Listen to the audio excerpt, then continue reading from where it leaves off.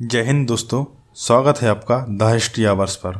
साल 1501 ईस्वी अलवर क्षेत्र के माछेरी गांव में एक सामान्य धार्मिक संत पूर्णदास जी के घर में जन्म होता है। एक ऐसे प्रतिभाशाली बालक का जो आगे चलकर एक सफल सेना नायक, एक चतुर राजनीतिज्ञ और एक दूरदृष्ट कूटनीतिज्ञ जो आगे चलकर सल्तनत काल में दिल्ली की गद्दी पर जा बैठा और बना दिल्ली सल्तनत का अंतिम हिंदू सम्राट हेमचंद्र विक्रमादित्य। हेमचंद्र विक्रमादित्य बचपन से ही कुशाग्र बुद्धि के व्यक्ति थे।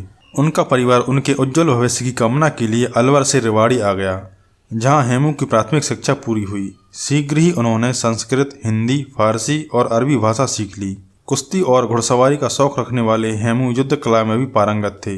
1531 ईस्वी में चौसा के युद्ध में शेरशाह सूरी ने हुमायूं को हरा दिया। उन दिनों ईरान से दिल्ली के बीच में रेवाड़ी एक प्रमुख नगर हुआ करता था। हेमू अपनी युवा अवस्था से शेरशाह की सेना को राशन और अन्य सामग्री सप्लाई किया करते थे। 22 मई 1545 को शेरशाह सूरी की मृत्यु होती है और उनका उत्तराधिकारी बनता है इस्लाम शाह सूरी। कहा जाता है कि शेरशाह सूरी के उत्तराधिकारी इस्लाम शाह की नज़र रेवाड़ी में हाथी की सवारी करते हुए हेमू पर पड़ी और वह उसे अपने साथ ले गया। हेमू की प्रतिभा देखकर इस्लाम शाह ने उन्हें शहनाई मंडी, दरोगा डाक तथा प्रमुख सेनापति ही नहीं बल्कि अपना प्रमुख सलाहकार बना लिया। साल 1552 में इस्लाम शाह की असमय मृत्यु हो गई और उसका 12 वर्षीय पुत्र फिरोज खां शासक बना। परंतु राजा बनने के महज 3 दिन के बाद आदिल शाह सूरी ने उसकी हत्या कर दी। आदिल शाह का वास्तविक नाम मुबारक शाह था। आदिल शाह एक विलासी, शराबी और निर्बल शासक था। उसके शासनकाल में चारों तरफ भयंकर विद्रोह हुए। आदिल शाह ने हेमू को शासन की समस्त जिम्मेदारी सौंपकर प्रधानमंत्री और अफगान सेना का सेनापति बना दिया। एक हिंदू को प्रधानमंत्री और सेनापति देख अफगान शिविरों में आदिल शाह के खिलाफ विद्रोह शुरू हो गए। हेमू ने अद्भुत शौर्य का परिचय देते हुए एक एक करके उनके विरुद्ध 22 युद्ध लड़े और सभी में महान सफलताएं प्राप्त की। साल 1556 ईस्वी में बाबर का बड़ा बेटा हुमायूं भारत लौटा और पुनः खोए साम्राज्य पर अधिकार करना चाहा।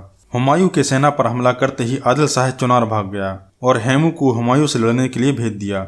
इसी बीच 26 जनवरी 1556 को अफीम के नशे में हुमायूं सीढ़ियों से लुढ़क गया। सिर में लगी चोट से खून के रिसाव के कारण हुमायूं की मृत्यु हो गई। हेमू जीवन भर जिस सुनहरे पल का इंतजार कर रहा था वह अवसर आ गया था और हेमू कतई इस अवसर को अपने हाथों से जाने देना नहीं चाहता था। उसने आसपास मौजूद मुगल सेना को भगा दिया।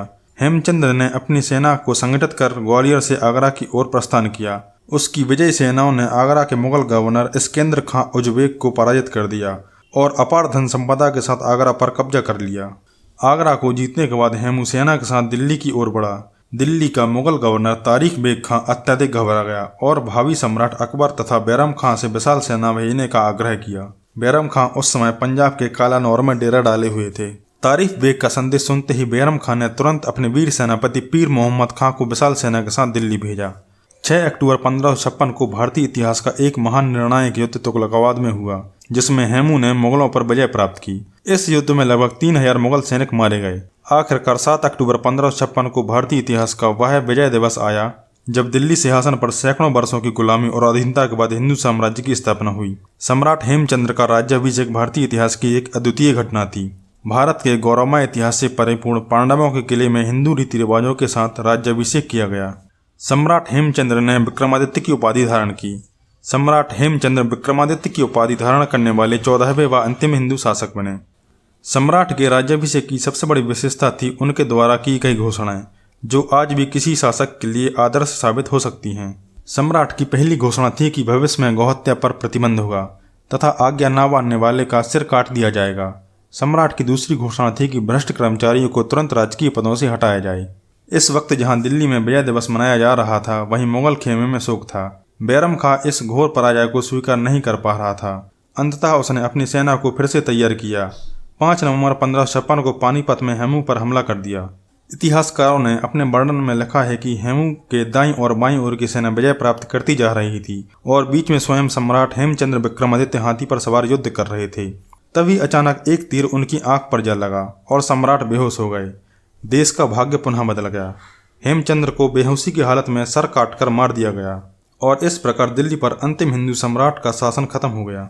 सम्राट हेमचंद्र विक्रमादित्य का केवल 29 दिनों का शासन आने वाली कई पीढ़ियों के लिए मार्गदर्शक साबित हुआ, जिसे रानी दुर्गावती, महाराणा प्रताप और वीर शिवाजी ने आगे बढ़ाया। आपको यह वीडियो कैसा लगा हमें कमेंट सेक्शन में जरूर बताएं। वीडियो को लाइक और आपके अपने चैनल द हिस्ट्री आवर्स को सब्सक्राइब करना बिल्कुल ना भूलें। इसी के साथ मिलते हैं आपसे अगले वीडियो में। जय हिंद, वंदे मातरम।